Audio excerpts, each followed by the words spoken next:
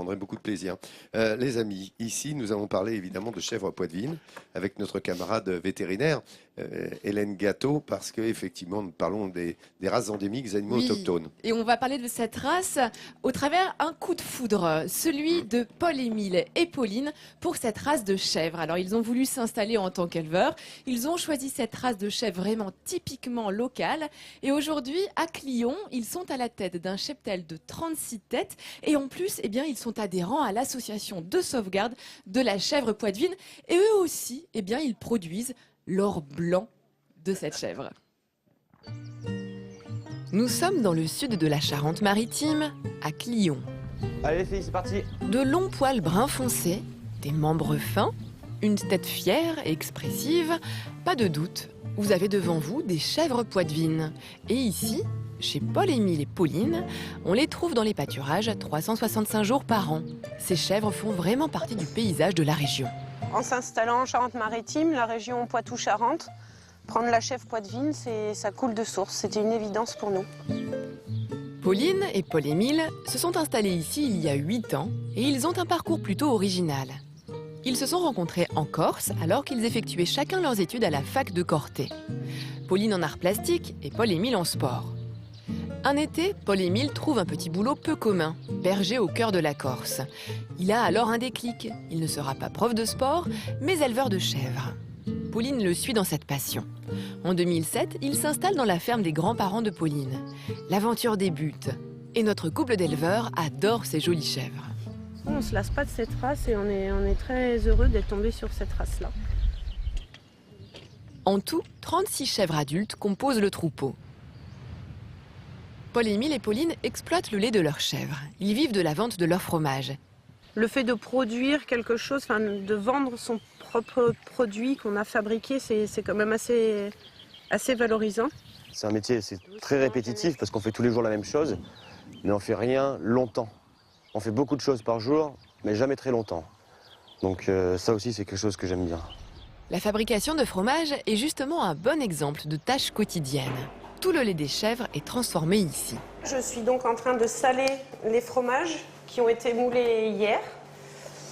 Et donc, je les sale un par un. Comme ça permet aux champignons qui va former la croûte de mieux se développer et de mieux développer les saveurs ensuite des fromages. La journée continue. Notre couple d'éleveurs s'attaque maintenant aux onglons des chèvres. Les chèvres au pied, c'est pas des sabots, c'est des onglons qu'elles ont.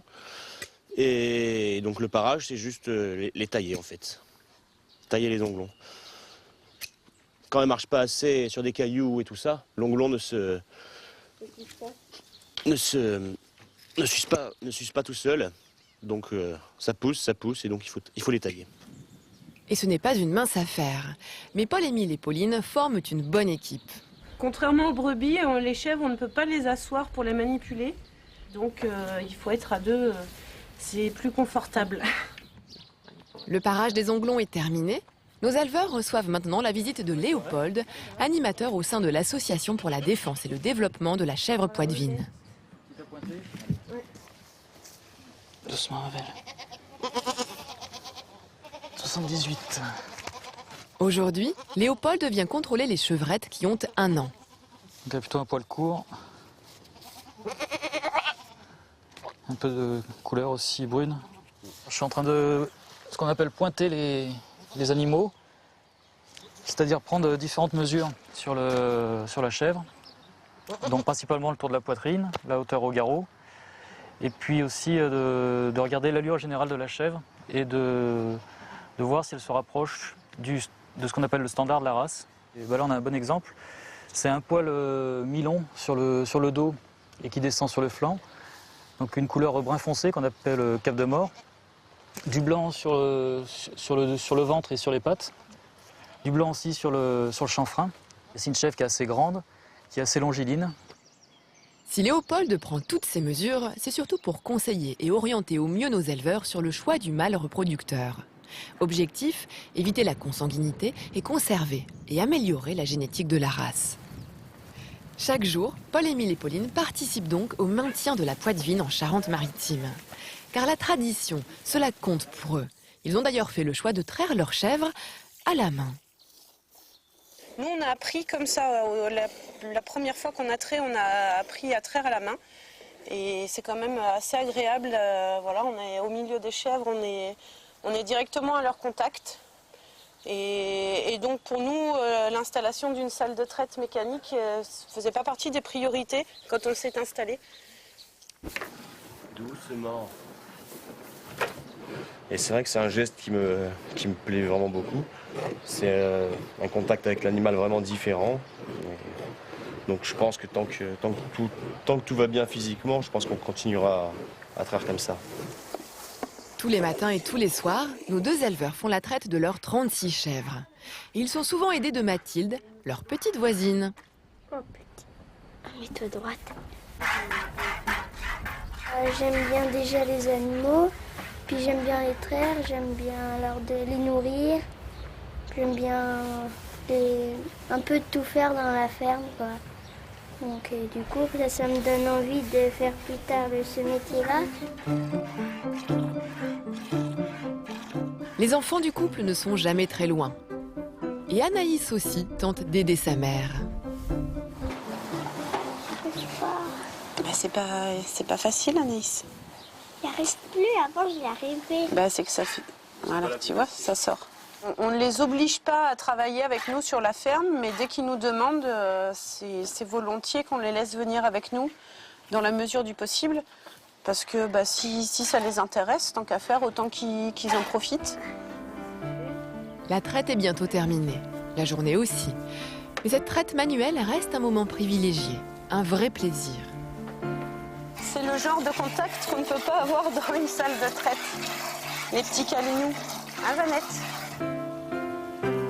Grâce à leurs chèvres, Paul-Émile et Pauline ont trouvé un bel équilibre au plus proche de la nature, comme ils l'ont toujours rêvé.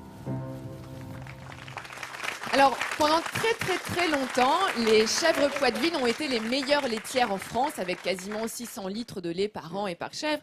Et puis ensuite, il y a eu tout un travail de sélection génétique, surtout auprès de 2 autres races, la Saanen et l'Alpine, et donc qui paraissaient finalement plus rentables, avec de meilleures capacités laitières que la poitevine. Alors la poitevine a été abandonnée, c'est Alpine et Saanen qui ont pris le pouvoir, mais aujourd'hui, on la voit revenir, cette poitevine, dans les élevages, car finalement, les éleveurs se rendent compte que, certes, en quantité, elle est moindre, mais en qualité, elle a un rendement exceptionnel en ce qu'on appelle l'extrait sec. En fait, c'est la matière azotée qui permet de faire du fromage, tout simplement. Alors, du coup, aujourd'hui, elle est de plus en plus prisée par les éleveurs de chèvres. Et puis, on revient beaucoup à la mode du lait de chèvre.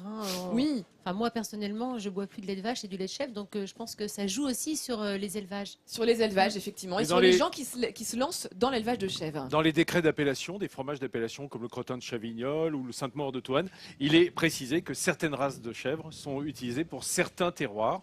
Et par exemple, le crottin de Chavignol, on a le droit à la Saanen. Et maintenant, ils sont revenus à l'Alpine chamoisée. Ils n'ont plus le droit à la Saanen.